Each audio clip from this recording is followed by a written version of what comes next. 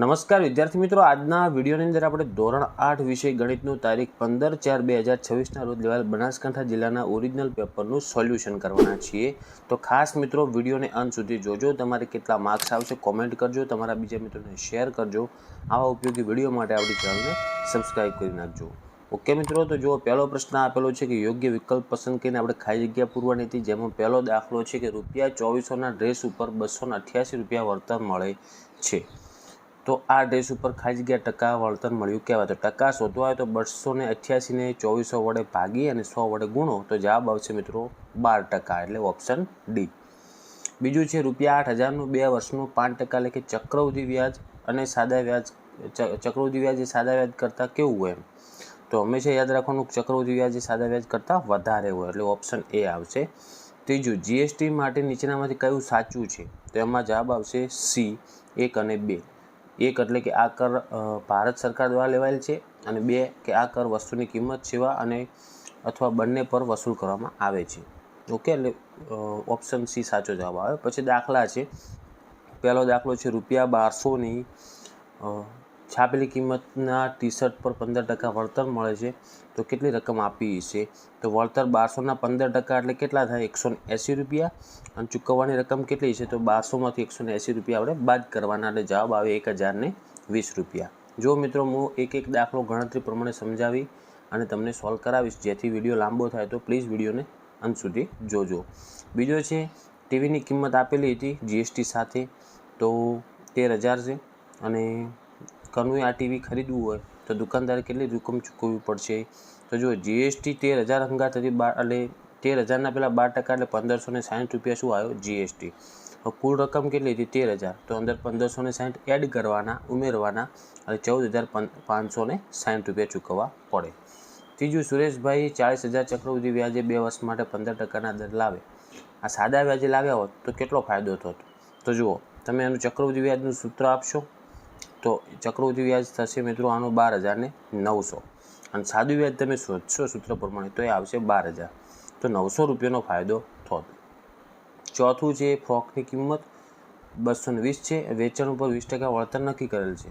તો વળતરની રકમ અને વેચાણ કિંમત શોધવાનું છે.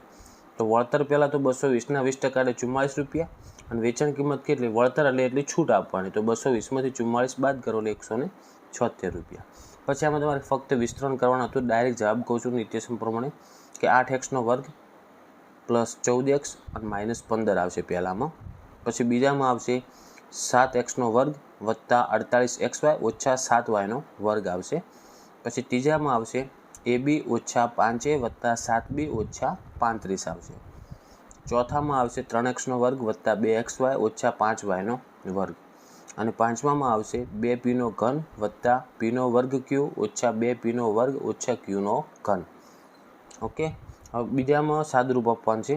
તો તમે સાદુરૂપ આપશો તો પહેલા દાખલામાં જવાબ આવશે મિત્રો x³ પ્લસ 5x² ઓછા 5x.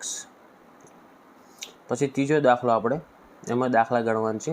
તેના જવાબ કહું તમને. સાચા જવાબ કે એક સમલંબ આકારના ખેતરનું ક્ષેત્રફળ આપેલ છે, લંબ અંતર વચ્ચેનું આપેલ છે, એક બાજુ આપેલ છે 20 મીટર, તો બીજી સમાંતર બાજુ શોધવાની છે.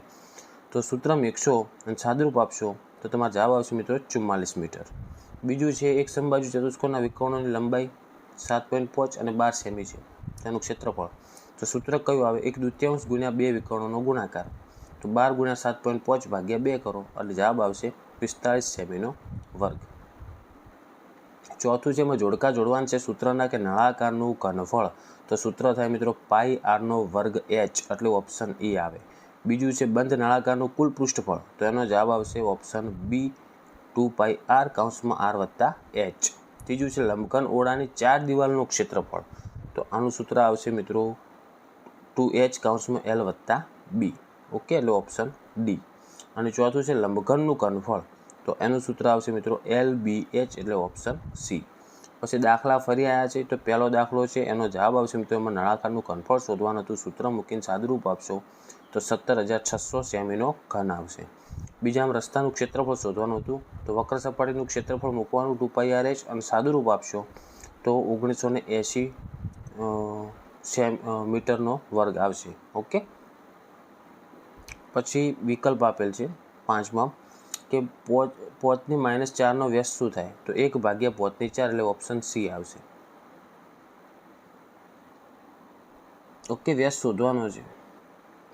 પછી બીજું છે 3/4 ઘાત, કારણ કે 3 ની -2 ને ખાલી જગ્યા વડે ગુણતા 9 મળશે, તો બીજામાં જવાબ આવશે 3/4 ઘાત, ઓપ્શન બી. ત્રીજો છે એમાં 7/0 × 7/0 જવાબ 1 થઈ જાય, ઓપ્શન ડી આવશે. ચોથું છે એમાં p ની 13 ઘાતમાંથી p ની 8 ઘાત બાદ કરશો એટલે p ની 5 ઘાત વધશે, એટલે ઓપ્શન એ આવશે. પછી કિંમત શોધવાના દાખલા આવ્યા છે ફરી, તો જેમાં તમારે પહેલો દાખલો છે 3/0 ઘાત વત્તા 1, એનો જવાબ આવશે મિત્રો 5. બીજો દાખલો છે એનો જવાબ આવશે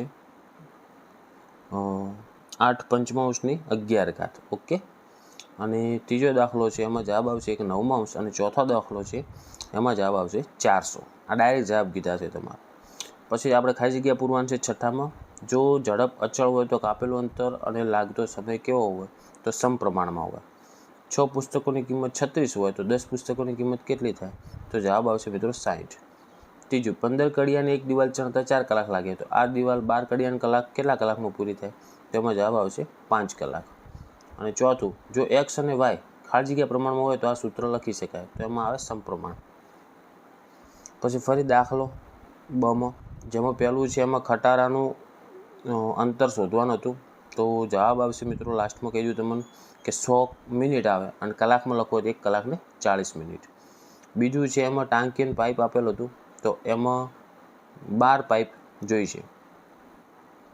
પછી પ્રશ્ન 7, એમાં આપણે દાખલામાં અવયવ મેળવવાનું છે 7 પહેલાનો અવયવ થશે મિત્રો 7a વત્તા 2. બીજામાં આવશે 5xy કૌંસની અંદર x ઓછા 3y. ત્રીજામાં જવાબ આવશે -4y, અને ચોથામાં જવાબ આવશે 6pqr. અવયવ એક જેવા કોમન લઈ અને લખવાના હતા. ઓકે, ભાગાકાર કરીને ઉડાડવાના હતા. બ છે એમાં આપણે દાખલા ગણવાનું છે, તો પહેલા દાખલાનો જવાબ આવશે મિત્રો 7 કૌંસમાં 3a ઓછા 4b, અને બીજા કૌંસમાં 3a વત્તા 4b. બીજામાં જવાબ આવશે 4lm. ત્રીજામાં જવાબ આવશે એકલું 6y. નિત્ય સમપ્રમાણ સાદું રૂપ આપીને ઉડાડશો ને તો જવાબ એટલો જ આવશે. હવે આલેખ આપેલ છે, એમાં પ્રશ્નનો જવાબ આપેલ છે કે પહેલું લખેલ છે x અક્ષ પર સમય દર્શાવવા માટે શું પ્રમાણમાં લેવામાં આવ્યું છે? તો 2 એકમ બરાબર 1 કલાક, એનો જવાબ. બીજો છે ટપાલીએ આ મુસાફરી માટે કેટલો સમય લીધો છે? તો 8 થી 11:30 એટલે કે 3.5 કલાક લીધેલો છે. ત્રીજું, નગરથી વેપારીનું સ્થળ કેટલું દૂર છે? તો 22 કિલોમીટર. ચોથું, શું ટપાલી તેના માર્ગમાં ક્યાંય થોભ્યો હતો, હા કે ના? તો થોભ્યો હતો, હા, સવારે 10 થી 10:30 દરમિયાન. ઓકે, અને પાંચમું, કયા સમયગાળામાં તેણે સૌથી વધુ ઝડપી સવારી કરી?